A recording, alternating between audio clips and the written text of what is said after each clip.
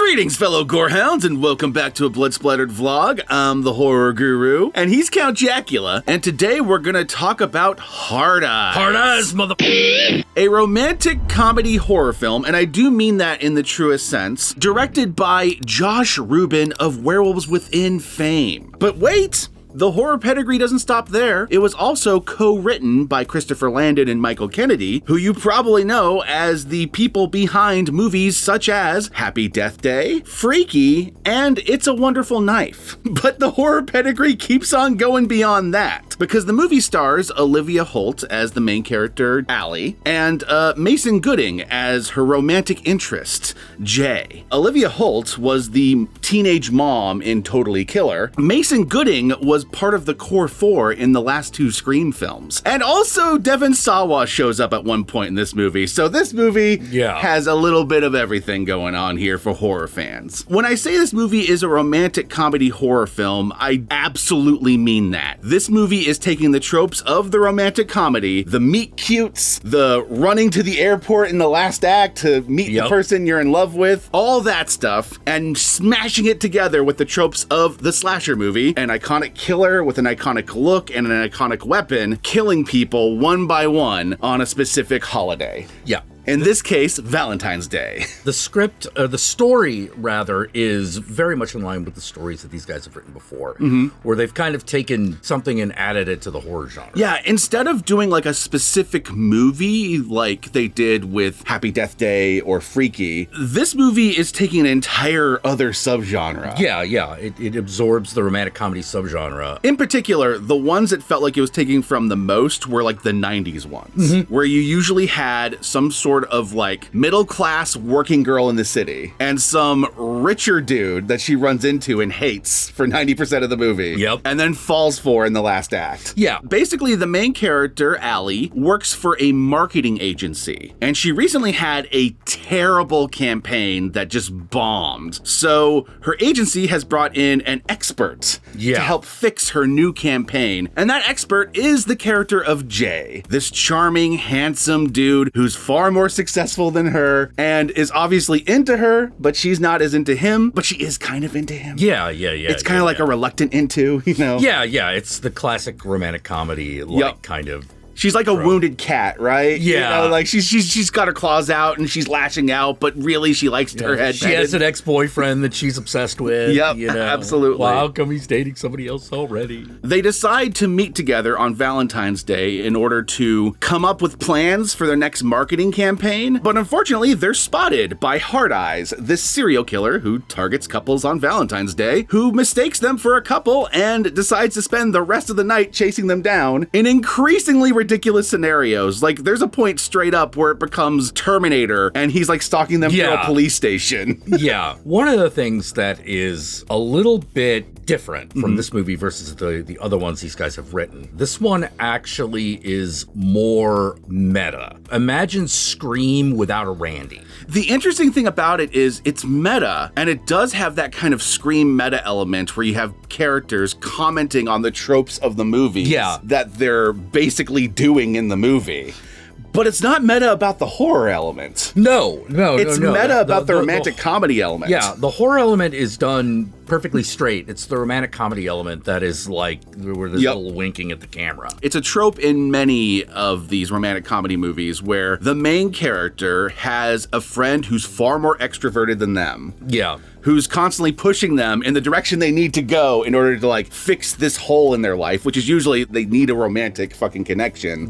And that friend is constantly referencing romantic comedies throughout this movie whenever she's on screen. And there's even like this really hilarious bit where she's just naming off every romantic comedy she possibly could, but she's not like directly naming them. She's just using the names of those movies in sentences. There's an entire like paragraph of nothing but romantic comedy titles. You see, this is one of the 10 things I hate about you, because, you know, when you think about Love Actually, you know, like... It's one of those bits that starts off funny, goes on a little too long, and then wraps back around to being funny, given how long it goes. The other thing I liked about this movie is that I was actually invested in the main character's romance, which is not true for most actual romantic comedies for me. Well, yeah, because they're so... Romantic comedies, to me, for the most part, really shallow. They are. They often are. And what I liked about this movie is that putting them in a horror movie scenario makes the connection they make by the end of the movie feel more real, because they've actually gone through some shit by the end of this movie. Yeah. They're the only two who can relate to the experience they've gone through. Yeah. Because every other Hard Eyes victim ended up dead. Yeah, they're all dead, so there's nobody else to compare them to. So They are the final couple. Yeah.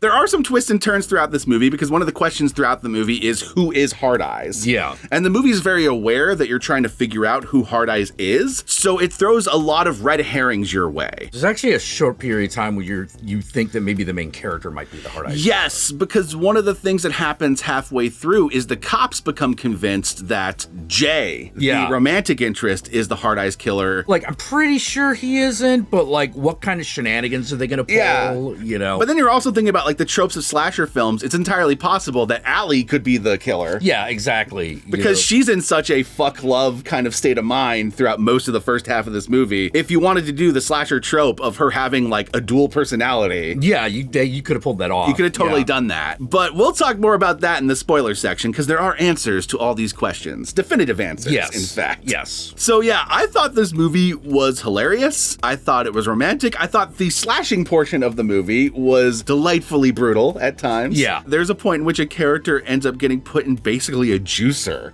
Yeah. It's pretty gnarly. Yeah. The opening scene, the cold open, goes really hard. It does the smart thing where it's like, okay, this is how far we're willing to go. Yeah. So now we're gonna pull back a bit, introduce our characters, and then we're gonna escalate back to this point and maybe beyond. Yeah. And it does it like perfectly. Yeah, they did a really good job. Absolutely. So if you're looking for a movie to watch this Valentine's Day, then I highly recommend Hard Eyes. And with that said, my fellow Gorehounds, let us move on to the spoilers so we can talk about all the stuff we couldn't talk about in the non-spoiler section.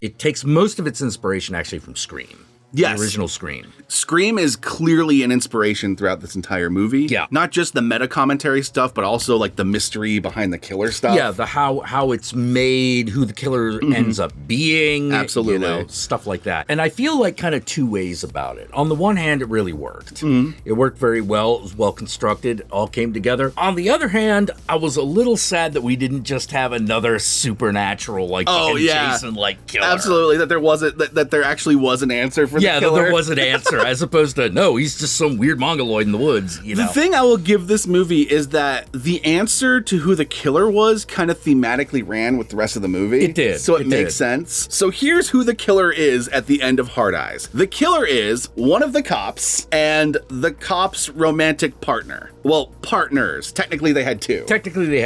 In like some sort of polyamorous relationship. But the primary partner, the one that she loves the most, is the one revealed at the end, because this movie does a cool little switcheroo where they actually successfully kill Hard Eyes about like halfway through the movie, only for there to be the twist that he's not dead. So there must be either more than one or something else is going on. Yeah. They kill people on Valentine's Day, and they kill couples because that's their kink. That's their thing. That's their thing. That's their couple's thing.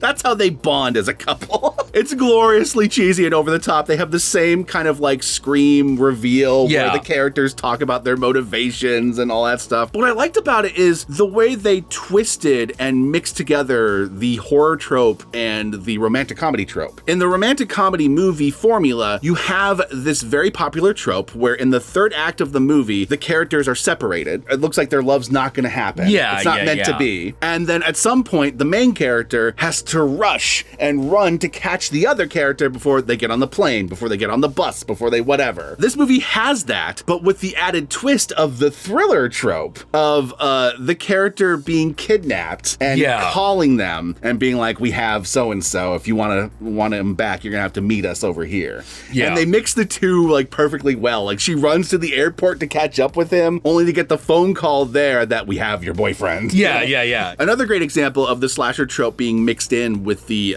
romantic comedy trope trope. At the beginning of the movie, when they're having their date, but it's actually supposed to be a business meeting, she runs into her ex and she kisses the other guy to try to make her ex jealous. It's a classic romantic comedy situation, pretend to be my boyfriend for a minute. Yeah. And this is actually the moment and the reason why Hard Eyes starts chasing her, because they see that kiss. Oh, we're originally going to go after her ex and his romantic partner, but no, you look like you got the juice. Yeah. That seems like the genuine article. That's some romantic comedy shit right there. Yeah. There's also a great sequence that takes place in a drive-in theater. Yeah, there's a drive-in theater. Which is great because drive-in theaters are mainly known for like romantic connections. Drive-in theaters are also known for their horror movies, so it's kind of got a connection to both genres. Yeah. Oh, and by the way, I don't think we mentioned this in the early part of the vlog. The iconic weapon that the killer uses throughout this movie is a crossbow. Yeah. Cupid's arrow. Yeah, it gets overshadowed by his like literal hard eyes. His literal hard eyes that glow and light up so that he can see at night. That was really cool. I also love the stupid setups and payoffs. Yes. Great example being throughout the movie, there's this reoccurring joke about how the main character cares about the environment, so she has this metal straw. So naturally, in the third act, when the killer has her on the ropes and she has her final girl moment where she's got to like rise back up and defeat the killer to save her boyfriend, what does she pull out of her pocket? Yep, the metal straw. To stab the killer with the metal straw. Overall, Hard Eyes is a blast. Yeah.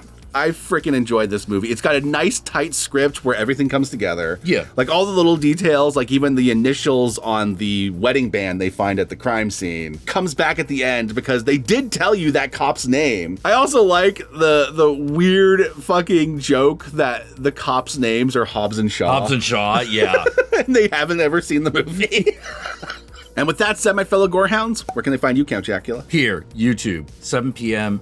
every weeknight. Y'all know me, I'm the Horror Guru. I'm on many social media platforms, but these days I primarily use Blue Sky, so go follow me on there. Be sure to like, comment, and subscribe, and don't forget to ring that notification bell so you're notified of my videos immediately upon their upload. And if you'd like to help out either of us more directly, be sure to check out our Patreon pages. And remember, if you decide to go the Patreon route, even $1 a month can go a long way, but we will certainly accept more. And if you made it this far into the video, then I want you to comment below, and be sure to comment below using the hashtag #BewareTheMetalStraw. Beware the metal straw, because those things are actually really fucking dangerous. When people started using them, there was a couple accounts of people who like died because they like fell while they were drinking something and it like jammed into them and shit. A plastic straw can still fuck up your throat if it like jams in there. But it bends. But you're not gonna, it's not gonna go like through your trachea. Yeah, exactly. Whereas the metal straw will fucking pierce your shit if you fucking fall on it. One of the things about plastic straws is that they are used by a lot of people with disabilities. Yes, yeah, because they're actually kind of perfect. Exactly. Yeah. And if you replace them with metal straws, they're even more at risk of being harmed by those straws, because if you have the disability that requires you to use the straw, you probably don't have great balance. Right. Poor motor skills. So the chances of you hurting yourself with them are higher. Yeah. If you're gonna go the plastic straw alternative, go with the rubber straws. They're a little bit Yeah, the better. rubber straws are fine. So hashtag beware the metal straw. And with that said, my fellow gorehounds, peace out, and we'll catch y'all later.